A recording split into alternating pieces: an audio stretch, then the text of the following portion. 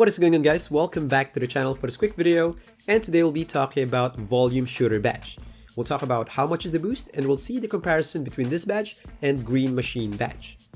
With this one here, try to watch the video carefully because if you skip to the stat part and leave after you see the graph, you will be misinformed. So try to watch the video fully, it's not going to be that long anyway. And by the way, for those who missed my previous videos, all these will be on the channel, and if you're new here, it would be really awesome if you can check the channel out. There's a lot of good stuff in there. So now let's get right into it.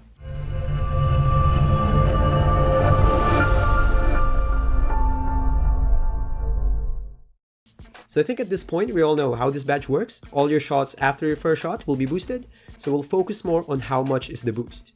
So for the test, we all know the boost of this badge is kind of different compared to normal shooting badges, so I'm taking a different approach on this one. I'll be using some other metric. If you already watched my green machine video, in there I made a metric that I called consecutive greens after the first make. So with this one here, I'll be using makes per 10 consecutive attempts.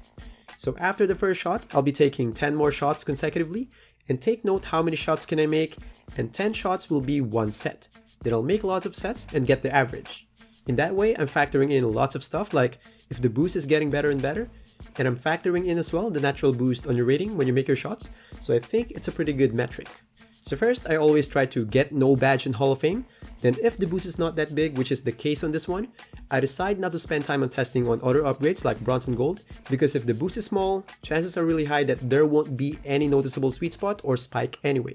It's better for me to spend those time on putting more samples on no badge in Hall of Fame to make it more accurate the moment we compare it to green machine. In here, I tested silver to make sure. In here, you can see that the boost is not that big compared to green machine.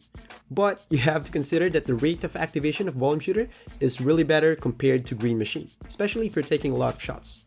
The moment you take your first shot, from that point, make or miss, your next shots will be boosted. No more other fancy conditions, volume shooter will always be there. So that's really a good point on the badge.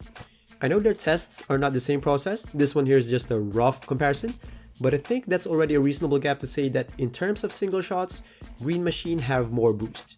No badge to Hall of Fame on green machine have around 3 shots gap, and volume shooter have around less than 1.5. But again, even the boost is smaller, I still think that volume shooter badge is good because of the rate of activation.